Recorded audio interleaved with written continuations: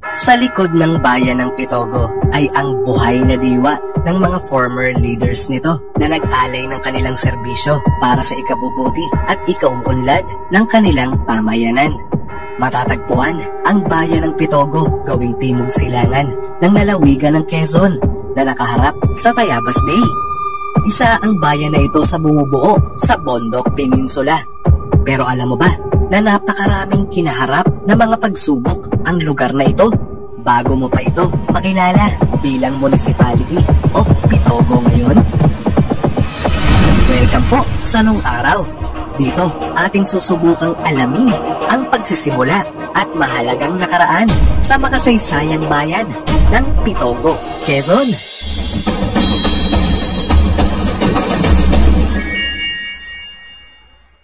Umusbong ang dati maliit nitong komunidad na walang pangalan noong 1729 sa pamumuno ng kanilang unang naging leader na si Don Francisco de la Cruz.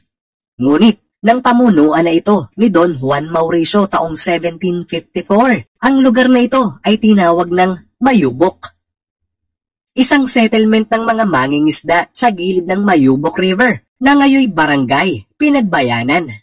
Naging malaking suliranin ang mga rebelde sa Pitogo makaraang mag-away ang sultan na si Alimuddin at ang kanyang kapatid na si Bantilan tungkol sa trono doon sa bayan ng Hulo sa Sulu. Panahon ito ng nooy gobernador general ng bansa na si Pedro de Arandia. Ang mga pirata ni Bantilan ay nakarating mula sa Mindanao hanggang sa Mindoro at mula dito'y inumpisahan nilang salakayin ang bayan ng Kalilayan at marami pang mga lugar sa Quezon Province. Sinunog ng mga piratang dagat na ito ang settlement ng Mayubok taong 1757. Ang leader nila dito noon ay si Don Alejo Bautista. Sa pagmamadaling makatakas ng mga residente, ang pinakamalaking kampanaryo ng simbahan ay nailagay nila sa maliit na bangka at lumubog ito sa aasnan. Sinubukan itong sisirin ng mga batikang maninisid ngunit hindi na ito natagpuan pa. Pagkatapos sa Mayubok taong 1760 ay itinatag ni Don Bernabe Rafael ang komunidad ng Kawayanin. Dito, nailipol naman ang poon ni San Pablo nang sugurin na naman sila ng mga pirata. Lumipat sila sa lugar na tinawag nilang Adia na ang ibig sabihin ay lugar ng kaligtasan. 1762, panahon ng mga British sa bansa. Dito na naganap ang pagtatatag ng bayan ng Pitogo. Ang naging tagapagtatag nito ay si Don Buenaventura Salvador.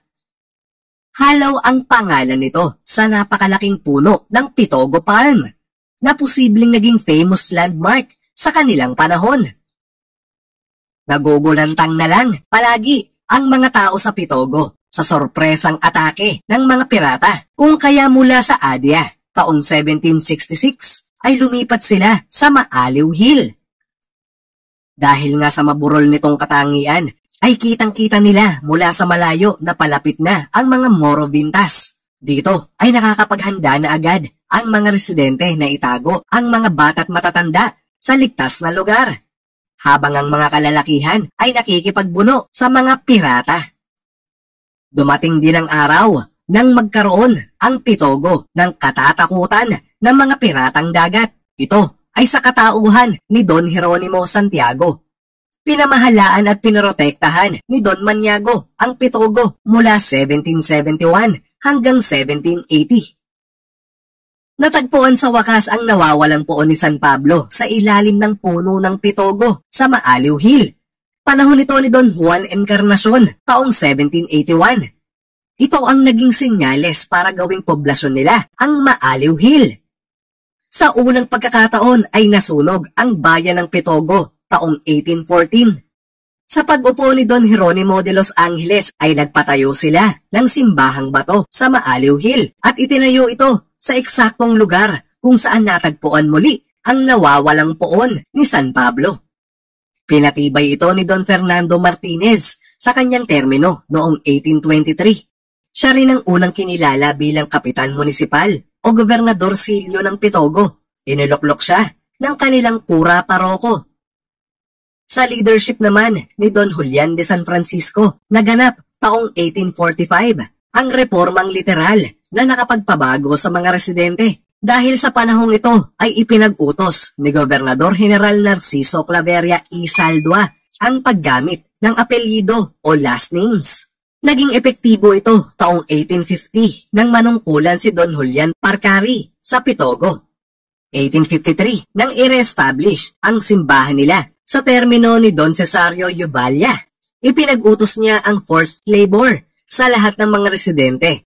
Mapamusmos at matatanda ay kinakailangang magtrabaho. Pinagsikapan nilang lahat na iharap ang bagong simbahan sa kanyang bagong disenyo sa silangan.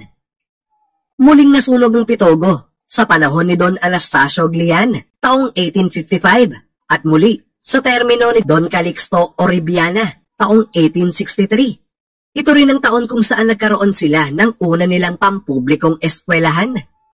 Itinayo ang municipal building taong 1870 sa liderato ni Don Narciso No Cuenca. Ito rin ang panahong nauso ang nakawan ng mga alagang hayop at mahalagang ari-arian sa bayan ng Pitogo.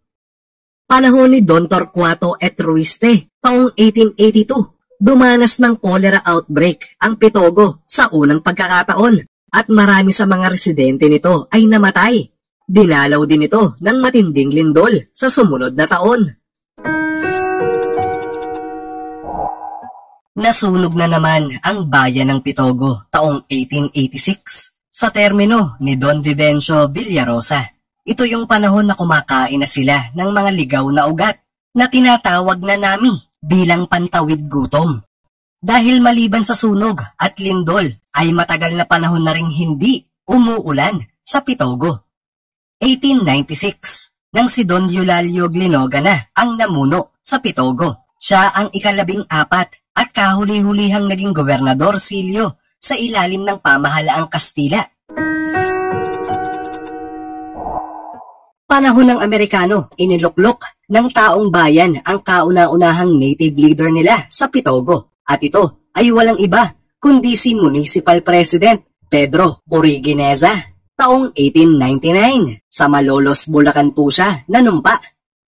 Nang itaas ang bagong bandila ng Pilipinas sa Pitogo, iniutos ang literal na pagmamano dito.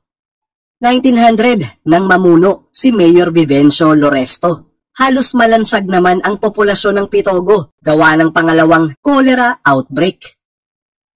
Nagtayo ng detachment military unit ang mga Amerikano sa Eulalio Glinoga Municipal Building. Ito ay ang panahong naging sentro ang Pitogo ng komersyo ng mga katabing bayan ng Unisan, Agdangan, Katanawan at Mulanay.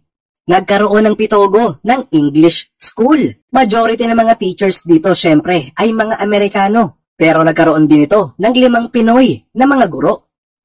1904, panahon ni Mayor Julio Herrera, ang Unisan, Makalelon at Hingoso na ngayon General Luna ay napasa ilalim sa pamamahala ng bayan ng Pitogo. Sa pamamahala din ni Mayor Herrera nang mauso ang pagbabakuna dito. Kinasangkapan din niya ang mga taong bayan sa paglilinis ng mga kalye at pagtatanim ng mga puno sa plaza. 1906, nang bisitahin ng nooy Governor Manuel L. Quezon ang Pitogo.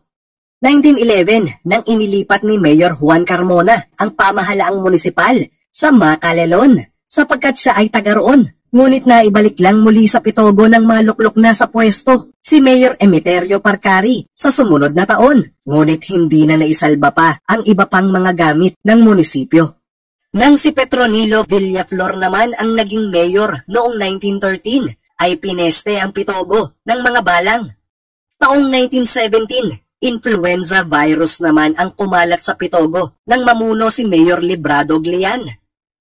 Nahalal na Municipal President si Leonino Mataragnon noong 1920 at sa kanyang termino ay naitayo ang monumento ni Rizal dito sa Pitogo.